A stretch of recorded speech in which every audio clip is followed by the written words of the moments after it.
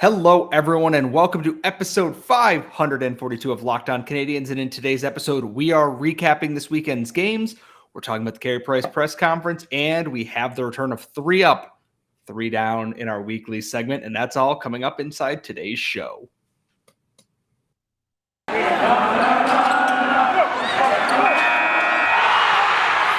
You're Locked On Canadiens, your daily podcast on the Montreal Canadiens. Part of the Locked On Podcast Network, your team every day.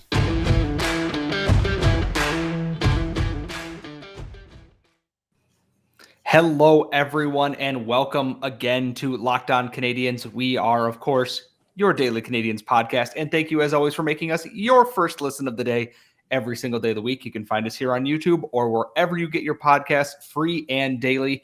I am one of your hosts. I am Scott Matla, and I'm joined, as always, by my co-host, the Active Stick, Laura Saba. And Laura, if you are Jeff Gordon and Kent Hughes or a fan of the Montreal Canadiens, it has been a very, very long, tiring weekend. How are we feeling after back-to-back blowout losses? Well, the Canadiens are going into a pivotal weekend, I find. A pivotal week. There is a week off. It is the All-Star break. There are no games. This is a prime opportunity for the Canadiens to make changes, whether they're going to start taking trade calls, whether they're going to move somebody, whether they're going to do any new hirings. I do know that on RDS they said that Kent Hughes spent some time today talking to his scouts in the NHL and AHL. Sorry, not today, but by this time he has already had those conversations, talking to his NHL and AHL scouting staff. And also there has been talk that he has been entertaining trade calls. And earlier on I want to say it was La Presse last week, he spoke and he said that this week was the opportunity that he was going to take to talk to Dominique Ducharme, and he wanted to learn what Dominique Ducharme's philosophy is. He mentioned a lot about the importance of stop laughing, Scott. I'd like to know what his philosophy is too at this point. Is it lose games by almost 4 or 5 goals every single night and make me sad? Because it's a great philosophy and it's driving me right into therapy right now. There is a lot of moving parts going on. Like you said, it's not on the Canadiens defense, but like in general, there's moving parts somewhere. So yes, the Canadiens defense is pretty stationary. And so there were a lot of from that interview and that article, the general feeling that I was getting was that Kent Hughes right now is obviously not pleased with the coaching situation. And it looks to me like they talked about not changing the coach in the middle of the season. It looks to me like he's going to maybe try and do some directing and talking and setting certain goals, kind of like a performance plan you get if you have a corporate job that you're not doing very well at, something like that. And we've talked about this before, and we will be talking about it. Spoiler alert, we have already recorded our episodes with Patrick Bexell that are coming tomorrow and Wednesday. We did a 2-parter. We did something on prospects, and then we did something looking ahead to the Olympics. And we talked about the feeling that we get that instead of a firing, maybe there's going to be a hiring, sort of an addition.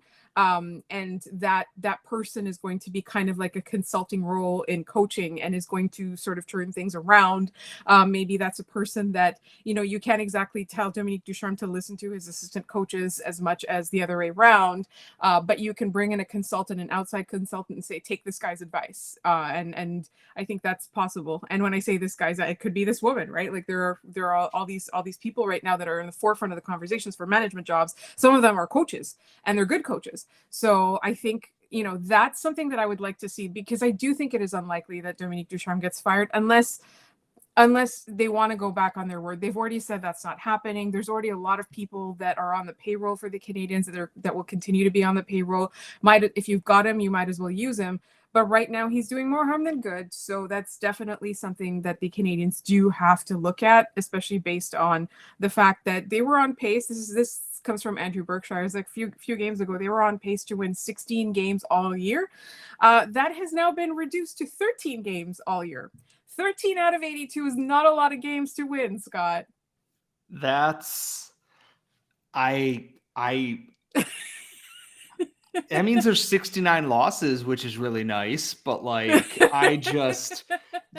that's expansion franchise bad. And the crazy part is that they're in competition for being in last place, but they were trying to be good this season, and this is where they're at.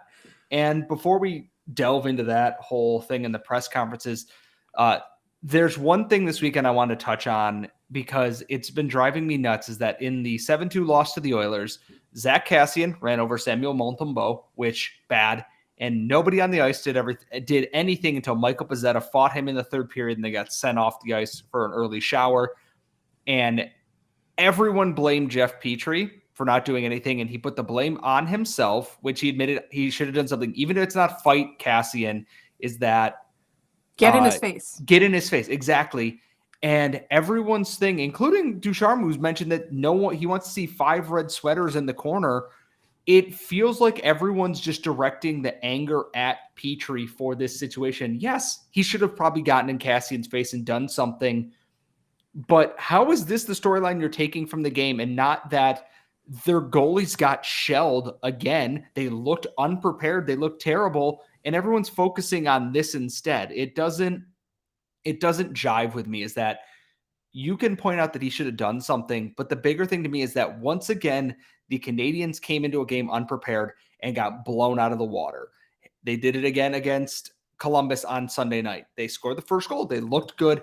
And then they gave up 3 straight goals inside of a period. And it was just awful. They had to pull goalies for the 4th straight game. The team's never prepared for anything. And eventually responding to Zach Kassian over a hit doesn't fix that point. The team itself is just, they're a house of cards in a tornado. And that goes on the coaching staff. They're not ready to play, and shifting the focus to that instead of what you didn't do as a coach, to me, feels really just kind of gross, and that this team is unprepared and just not ready to play. I absolutely agree. And preparation is something that they talked about last year as well when Dominique Ducharme took over, right? They talked about it when they went down in all those games to the Toronto Maple Leafs before it was 3-1. And, and then what happened was the way that they were winning games was they were showing up prepared. They were beating teams better than them because they were showing up prepared and taking advantage of every little mistake. You have to have your finger to the pulse, and you have to be able to be cutthroat. And when you aren't, like, the reason people were jumping on Petrie or whoever, or all the 5 sweaters that weren't in the corner or anything like that, is because it shows a lack of that. Like, you have to put your pedal to the metal. I'm saying, like, all these cliches that are coming out of my mouth right now, but you know exactly what it is. Like, you have to have this ruthlessness to you. This desire to win involves that energy, that ruthlessness, that not outright cruelty, but not hanging back for a single moment or second. That's partly preparation, and that's will, and that's drive and desire. And if you can't drive your players to want to play better when they are the type of people that reached a level of their sport where they have to be elite athletes to get there, these are players that are primed to be that way. And the fact that they're not behaving or playing in that way is extremely concerning. And that's definitely something that is on the coaching staff. And that's probably something that's going to be addressed when Kent Hughes and Jeff Gordon meet with Dominique Ducharme and his staff. And there is so much more developing on this. There is an entire week off for the Canadiens right now, and we have so much more news from Sunday alone to get into. Carey Price spoke to the media for the first time in, I want to say, a couple of months, I believe. We're going to talk about his press conference, where that's at, and that's all coming up next. But first, it is the new year, and that means New Year's resolutions. And for all of your New Year's resolution needs, there is Built Bar. Built Bar is the protein bar that tastes like a candy bar. It's covered in chocolate, but it's still low in calories, low in sugar, low in carbs, and has more protein than anything else out on the market. It is incredible. Take them in the morning on your drive to work. Have them after your workout. Have them for a snack. They are there for everything. And there is a flavor for absolutely everybody. Things like coconut almond, peanut butter brownie, raspberry, cookies and cream, mint brownie, and so many more. And the best part is Built Bar is always coming out with new limited flavors.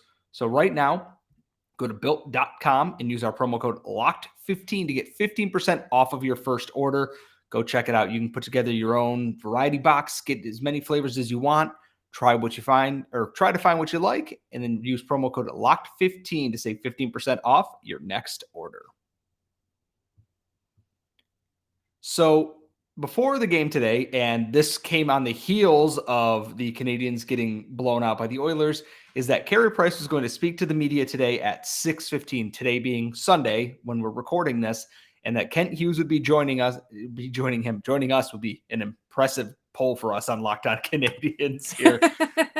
Hey, don't count us out just yet. We're brand new on YouTube. That's gonna help. Yeah, they're going to see that video of me eating a sandwich, though, and they're going to go, what? No, absolutely not. No, Kent, absolutely not. Not allowed. And the first thought is that when the GM is joining your franchise goalie who has been trying to rehab his way back from an injury for the better part of the entire season, it kind of sends a panic down everyone's spine there a little bit. And thankfully, it doesn't appear to be anything in terms of retirement or I'm hanging them up or this is what's going on, but you can sense that Carey Price is having a really rough time trying to get back. He reiterated he wants to suit up for the Canadiens again this season, and you can just feel that he is frustrated because he cannot because of the injury setbacks. And if you're a Canadiens fan, it sounds a little bit worrying because it's not his first knee injury. He's past the age of 30. And he makes a very large sum of money every single year. Not that that is his fault. I would have signed that contract if Mark Bergevin offered it to me. $10.5 million a year. Who says no? I was going to say, dumb people, that's who. You can't help but feel frustrated alongside Carey Price because he's got to watch from the stands or watch from home as his teammates go out there and just nothing is going their way. It's not hard to feel for the guy right now. And if he suits up this year, I will be amazed. But that's the kind of morale boost I think this team could use even at the end of the year. It's like, hey, we're rebuilding. This didn't go great, but 31's in between the pipes for the last couple games of the year. Let's go out and let's win some games, Carey's back kind of thing.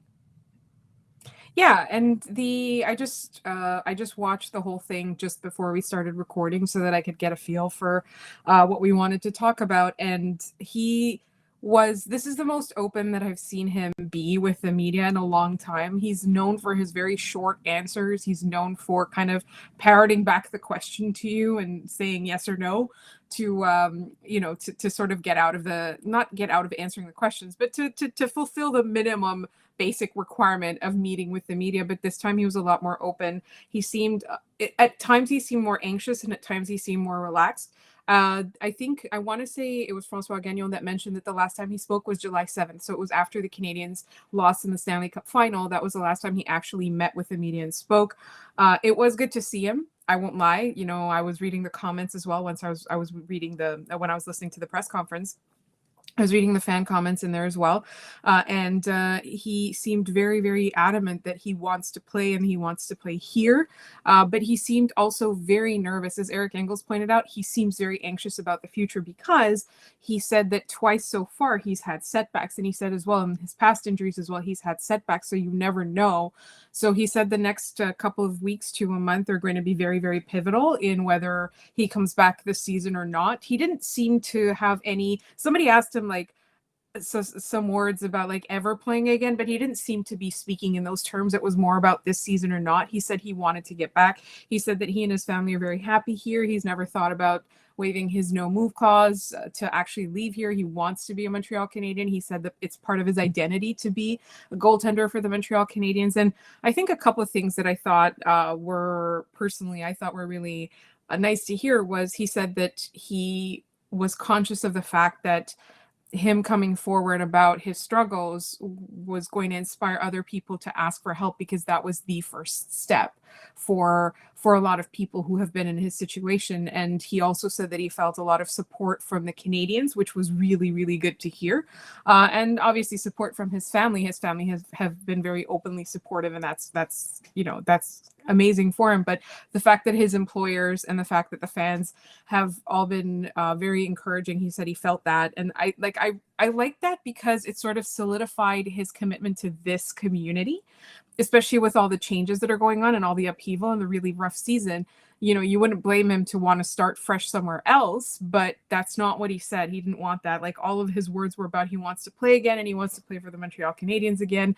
And he did say that he was nervous about, even if he is able to come back this season, what is it going to look like? Is it going to look different? And he was asked, I believe by Marc-Antoine Gaudin, I'm not sure, but one of them asked him, are you willing to go through this process again if you come back and you can't play? Are you willing to go through another procedure and another rehabbing stint? And he said, yes, absolutely. He's, this is not a guy who seems at all ready to retire, and he's not a guy who seems to be screaming that he wants out of this community. So those were really positive things. But at the same time, the fact that he keeps talking about setbacks and the next few weeks are going to be very, very important and all of that, it feels like the next few weeks are going to be shall I rehab again or go through another procedure and just kind of hang it up for this season, try and come back for the fall, or can I play again? And either way, I do think that his intention is very clearly to play for the Montreal Canadiens. And I think that's important too for this team, is that it's like, hey, this guy isn't quitting on you. Why are you quitting on you? Why is it like... I don't want to say inspirational, like they're magically going to win the next, what do they have, 38 games left or whatever it is. But you have a guy who's going through hell right now. Like, his knee's all messed up. He had a setback, then they couldn't practice and he had to start over again. And he still wants to be on the ice with this team. And that's important. That's morale building. And then I just look at the rest of the team and it's like something's missing. And I don't know if Carey Price was the entire glue that kept this team together, but it certainly seems that way. And I'm very interested to see, once he gets back to practicing and once he's around the team more frequently, not just doing 15, 20 minutes of light on ice workouts without facing shots or anything, how the team morale changes a little bit. So that's, I guess, what we're looking forward to. We had the trade deadline, and then it's, okay, when's Carey coming back, if at all, kind of thing. And this isn't to put the pressure on him to come back this season. If he says, I'm getting another surgery to fully clear this up and be ready for the end of the summer to get back to training camp, I'd go, you know what, that's probably fine at this point, because why would you rush back to potentially play a few games and maybe make things worse in this mess right now? It's going to be a very interesting couple of weeks here. Not just this week alone is going to be interesting because the Habs are off, no games. Nick Suzuki is at the All-Star game.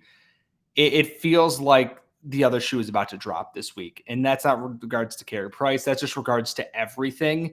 And I think this press conference was to kind of, settle things a little bit. It's like, hey, Carey's not going anywhere.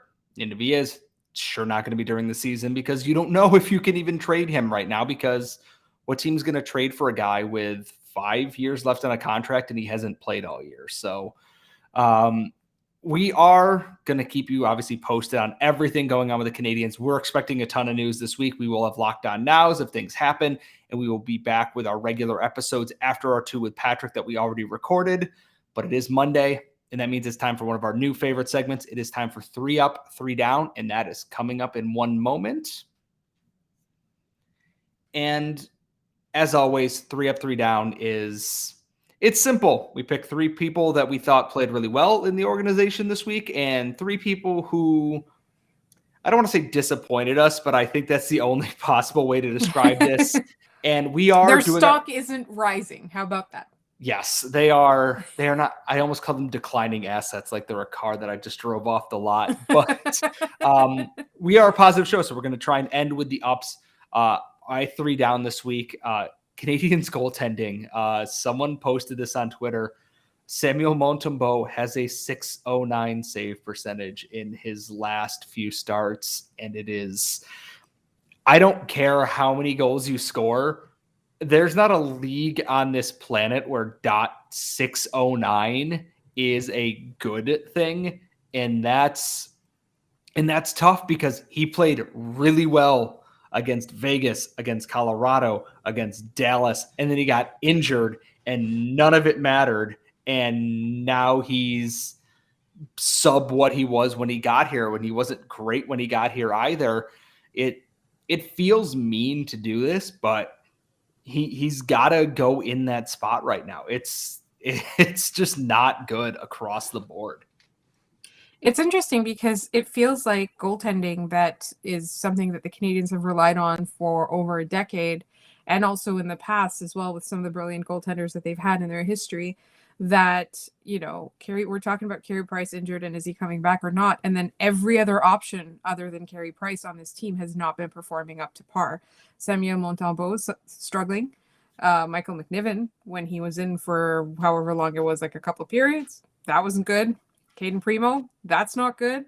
In fact, we're getting asked a lot about whether or not Caden Primo is a bust. I think it's too early to call that.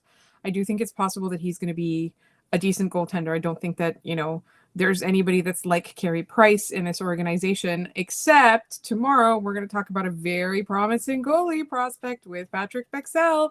So that's an exciting thing to talk about. But I think just goaltending as a whole has suffered. But at the same time, when you look at this team, is there any position that's going well? There are individual players that we'll talk about when we're talking about 3-up.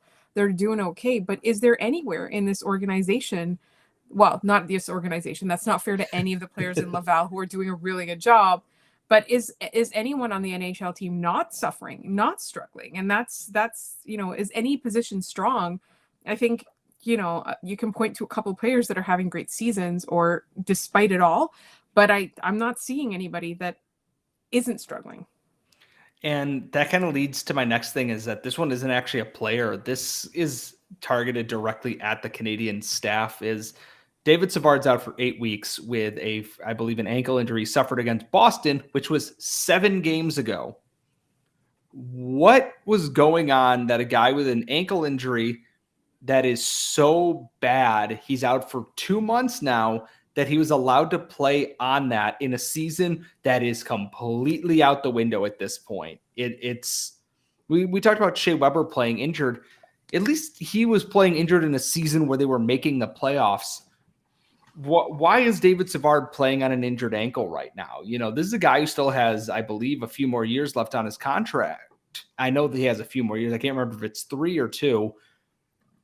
And just why? Why is this being allowed to happen? And this isn't the first time. It's been, okay, yeah, they're day-to-day. Oh, by the way, they're out 8 weeks now, or they're out indefinitely.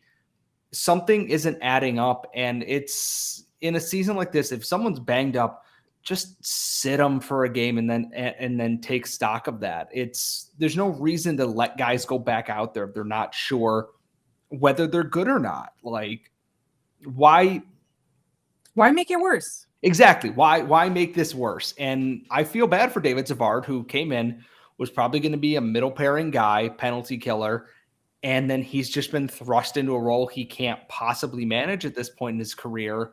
And then this happens.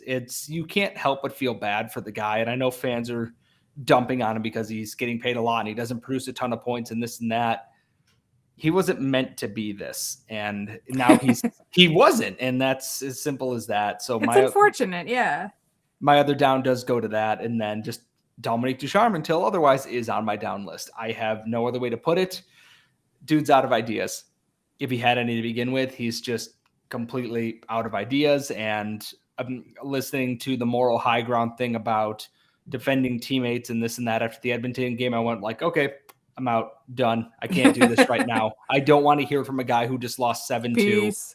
Oh, don't worry. We kept McDavid off the board. Cool. They still scored 7 goals, guys, and you lost by 5, and your goalie got ran over, and then you lost by 3 to Columbus, who is not a good team. Sorry, Jay. Love you, bud, but they're not. I can't listen to the moral platitudes. It's so hollow and nonsense right now that I just can't do it at all. It's every day I read or hear a quote from him that makes me think that somebody's pulling my leg.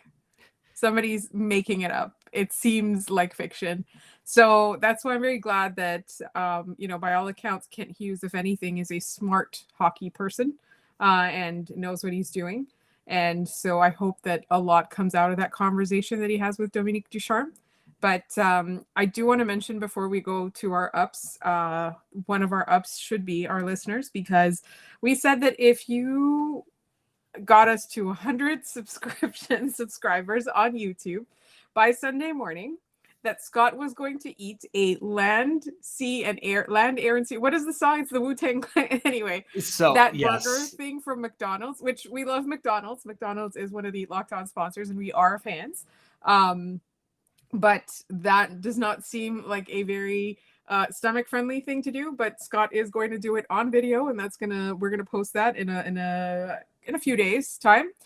But also, we got to 100 in our first weekend, so I thought, if we can get to 500 in our first month, so if by March 1st we get to 500, I'm going to eat or drink something stunt-like Scott has done so far. He's done 3 or 4 of them. We need to find the older ones and post those ones as well on our YouTube. So something gross / not super stomach friendly. I will be doing that. We will put it to a vote, actually. I'm open to that, but we want to get to 500 before March 1st. So please tell people to subscribe. Please subscribe if you haven't already on our YouTube. So once we hit 500, I will be consuming a gross thing on video, and we will post that video. But we do have, in the next, let's say, a week or so, Scott, we will be able to post the Scott eating a burger that consists, it's a Big Mac with a piece of Filet-O-Fish in it and then a piece of McChicken in it. That's what it is. And Scott is going to eat that. It is Big Mac, or it's Filet-O-Fish, Big Mac, McChicken, Big Mac patty, all on one. It is not available at restaurants right now, at least not that I'm aware of. So I will have to go to McDonald's on Friday, order all 3 of these things, and then construct it. Yeah.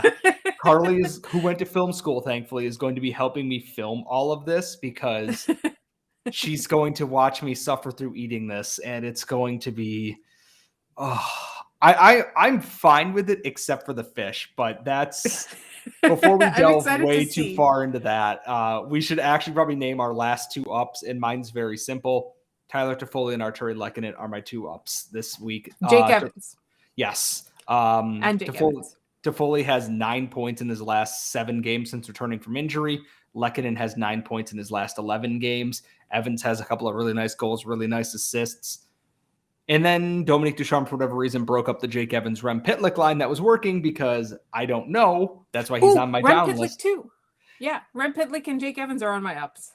It's just been the good things that were happening were then suddenly made to be the bad things, because the coach is just doing things, and I don't know why he's doing the things that he's doing instead of doing the things that he should be doing. He's just doing things for the sake of doing things, and it's making me lose my hair. I have a bald spot to rival Brendan Gallagher at this point because of this team this season. This is the up section, though. Tyler Toffoli has been great. Nick Suzuki's been great with him. Arturi Lehkonen has been great. Do not trade any of them, or I will be extremely sad, and no one wants to see that now that we are on camera. No crying on camera. There's no crying in podcasting. Except when you're eating something gross.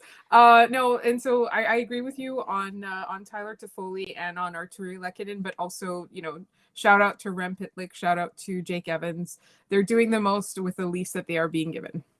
Yes, and that's the thing, is they're doing great in spite of the coaching, but that is the story of the season, I think, so far. As always, folks, please tune in for tomorrow's episode and the day after that. We have a 2-parter with Patrick Bexell. We're talking everything Europe, everything Olympics. It was a really fun 2 episodes that we did with Patrick. If you want to follow us on Twitter, we are at LO_Canadiens. We are right here on YouTube at Locked On Canadiens. Follow Laura at The Active Stick, myself at Scott Matla. The best part about YouTube, our handles are right underneath our names now, so you can see those. As always, thank you for listening and making us your first listen of the day every single day. And please check out Locked On Bets with your second listen. They are killing it with all of your sports betting needs. Please go check them out.